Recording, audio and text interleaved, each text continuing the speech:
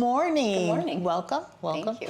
to this morning chat with the Shero of the City of Rockford. So we're just going to have a conversation just about you and about what you do. Okay. Okay, so we're just going to start. Tell us, again, this is Jennifer, and I'll let you introduce yourself, Sure. your position, and what you do. Sure. I'm Jennifer Cacciapaglia. I am the Executive Director of the Mayor's Office of Domestic and Community Violence Prevention, and that includes my role in the Executive Director position at the Rockford Family Peace Center. Okay. All right. How long have you been in that role? I started back at the city as the manager of this office in January of 2018. Okay. We opened the Family Peace Center in July of 2020, so I took that on then. Okay. But I was previously for 14 years a city attorney from 2000 to 2014. Wow, wow. So tell us a little bit about the domestic violence, human trafficking department. A little bit about that. So we were created from Rockford City Council under really the leadership of them and Mayor McNamara after they discovered that a significant amount of our violent crime rate was made up by domestic violence incidents. So when the office opened in 2018, we were approaching the 27% mark, and as we speak this morning, we're at 40%. And we knew when we opened that if we were doing things right, we would raise more awareness and get more people talking about it. And so we wanted to see those increase in calls, so those didn't scare us. Okay. Because we know it's underreported. We know it's still underreported. But that was really what the office was born from, that realization.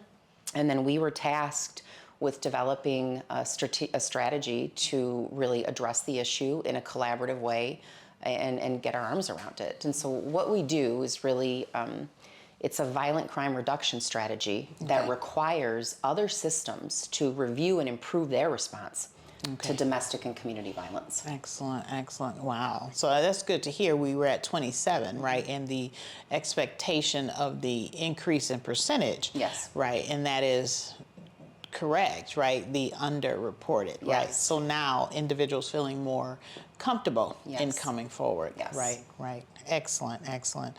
Without disclosing any confidential information, what is your fondest memory working for the city? Yeah, it's really every time I'm in community listening sessions. I really enjoy those.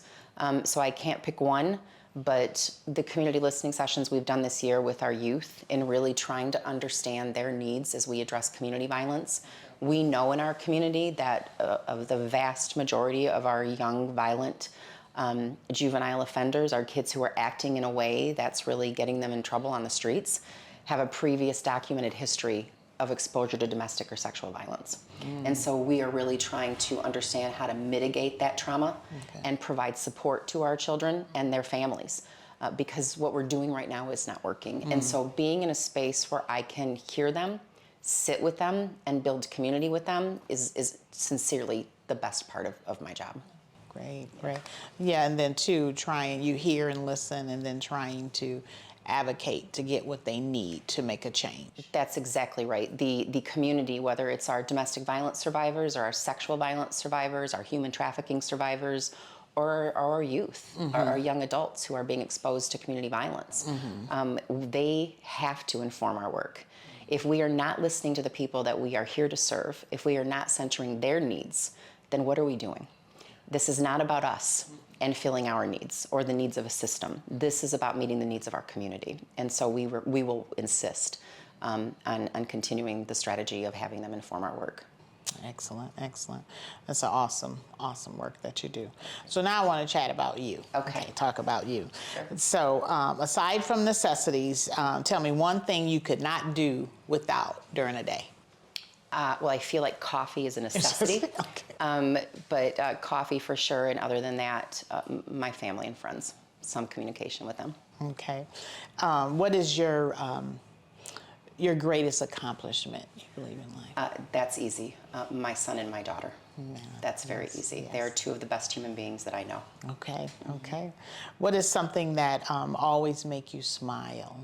My family and friends. And honestly, my team here in the city. Okay. Yes. What's your favorite holiday and why? Opening day for baseball season. Opening- That to me is a holiday. Okay. Because it begins the warm weather. Okay. It begins the opening to summer. Okay. Which really takes us into the beautiful holiday season that we all enjoy. So for me, this week in particular is a special holiday week. Okay. Yes. So you love baseball. I love baseball. Okay. What is the coolest, or where is the coolest place you ever traveled? Assisi, Italy.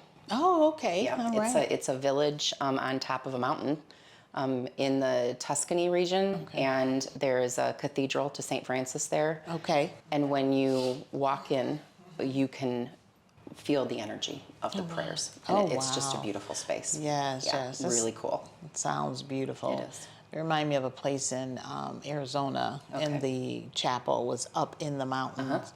And you could sit. You can, of course, include your prayers in the chapel, and you can sit and overseeing. That's beautiful. It was absolutely gorgeous, gorgeous. What is a comfort food for you? Tacos. Tacos. Tacos. Okay. Tacos and chocolate. Tacos. Do you cook a lot of tacos? My husband cooks the tacos. Oh, does he? Yeah, yeah. Okay. But we have amazing taco places in Rockford that you can get tacos. Yes. Food trucks, restaurants. So That we is so frequent true. those regularly too. I do too. Yeah.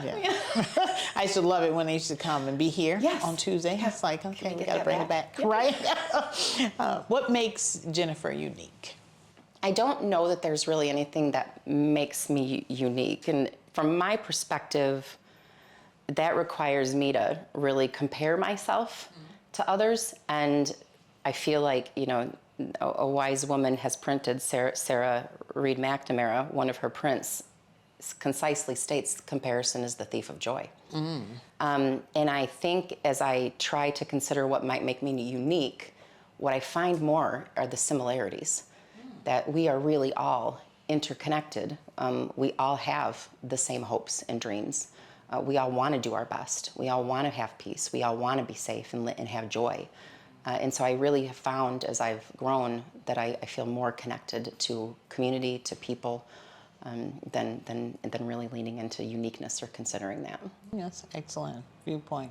What are two final questions? What are your hobbies, and what do you want to be remembered by? My hobbies are definitely cooking, Cooking. Okay. gardening, travel, reading for sure.